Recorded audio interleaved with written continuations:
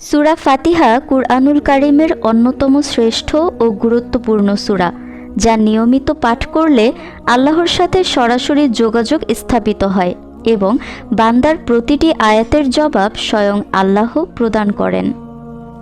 এটি নামাজের অপরিহার্য অংশ, যা ছাড়া সালাত কবুল হয় না। পাশাপাশি এটি রোগ নিরাময়কারী এবং হেদায়েত প্রার্থনার শ্রেষ্ঠ মাধ্যম।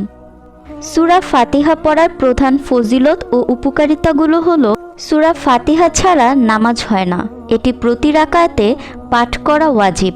বান্দা যখন সূরা ফাতিহা পাঠ করে, আল্লাহ তখন তার প্রতিটি আয়াতের জবাব দেন। সূরা ফাতিহা পাঠ করে অসুস্থ ব্যক্তির জন্য দোয়া করলে বা ফু দিলে আল্লাহর রহমতে আরোগ্য লাভ করা যায়। এই সূরার মাধ্যমে মানুষ আল্লাহর কাছে সরল পথ বা হেদায়েতের জন্য প্রার্থনা করে। রাসূল সাল্লাল্লাহু আলাইহি সাল্লাম সূরা ফাতিহাকে পবিত্র কুরআনের সবচেয়ে মহান সূরা হিসেবে অভিহিত করেছেন। বান্দা যখন আলহামদুলিল্লাহি রব্বিল আলামিন বলে, তখন আল্লাহ বলেন, আমার বান্দা আমার প্রশংসা করল। এটি বান্দা ও আল্লাহর সরাসরি যোগাযোগের মাধ্যম।